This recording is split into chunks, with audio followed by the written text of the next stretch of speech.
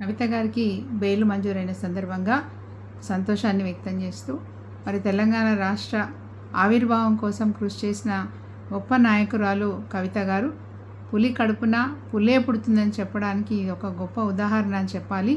కవిత గారు తెలంగాణ ఉద్యమంలో కూడా మరి తెలంగాణ జాగృతి అనే సంస్థను స్థాపించి తెలంగాణ రాష్ట్ర వ్యాప్తంగా మహిళలందరికీ కూడా మరి మహిళలందరినీ జాగృతం చేసి వారిని మోటివేట్ చేసి తెలంగాణ రాష్ట్ర సాధనలో మహిళలు కూడా భాగస్వాములు అయ్యే విధంగా ఒక గొప్ప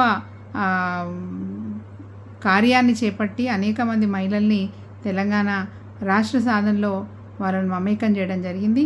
మొదటి నుంచి కూడా కేసీఆర్ గారి బిడ్డగానే కాదు, స్వతంత్రంగా కూడా తను ఒక నాయకురాలుగా ఎదగడానికి తన సొంతంగా తను ప్రయత్నం చేసి మరి సక్సీడ్ అయింది. అటు పార్లమెంటు సభ్యురాలుగా కానీ ఆ తర్వాత ఎమ్మెల్సీగా కానీ తను అశేషమైనటువంటి సేవలు ఈ రాష్ట్రానికి చేసినప్పటికీ మరి కేంద్ర ప్రభుత్వం మరి రీజనల్ పార్టీస్ని అంటే ప్రాంతీయ పార్టీని లొంగదీసుకునే విధంగా, నాయకులను లొంగదీసుకునే విధంగా అటు ఆప్ను కానీ ఇటు బీఆర్ఎస్ పార్టీని కానీ లొంగదీసుకోవడానికి చేసిన ప్రయత్నంలో భాగంగా ఈరోజు ఈడీ కేసులు అటు ఆప్ పార్టీలో ఉన్న నాయకుల మీద, ముఖ్యంగా ఢిల్లీ ముఖ్యమంత్రి గారు, డిప్యూటీ సీఎం గారి మీద, ఇక్కడ తెలంగాణ రాష్ట్రంలో మరి కవిత గారి మీద మరి కేసులు పెట్టి వారిని భయభ్రాంతుల్ని చేసి లొంగ తీసుకోవడానికి చేసిన ప్రయత్నంలో భాగమే కవిత గారి అరెస్ట్ అని చెప్పక తప్పదు.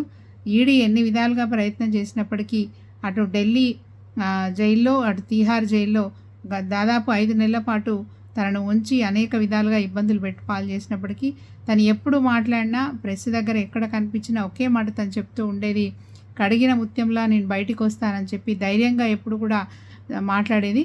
ఈరోజు తనకు బెయిల్ మంజూరు అవ్వడం చాలా సంతోషంగా ఉంది. ఎవరెన్ని ఇబ్బందులు పెట్టినా తప్పకుండా తను కడిగిన ముత్యంలాగా రేపు కోర్టు తీర్పు న్యాయాన్ని, ధర్మాన్ని గెలిచే విధంగా కోర్టు తీర్పు తనకు అనుకూలంగా ఉంటుందని చెప్పి నేను భావిస్తూ ఉన్నాను.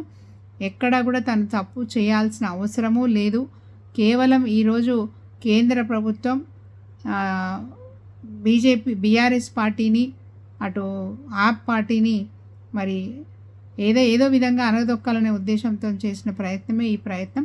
కవిత గారిని కూడా మరి అప్రూవర్గా మారాలని కేజ్రీవాల్ పైన పెట్టిన కేసు కానీ, మరి సిసోడియా గారి పైన పెట్టిన కేసు కానీ, అక్కడ ఢిల్లీలో లిక్కర్ పాలసీ వేసుకున్న విషయంలో మరి ఈడీ పెట్టిన కేసులో తనను అప్రూవర్గా మారమని చాలా బలవంతం పెట్టినప్పటికీ కూడా తనకి ఎటువంటి సంబంధం లేదు కాబట్టి మరి తాను ధైర్యంగా నిలబడింది, ఈ సమస్యను ఎదుర్కొంది.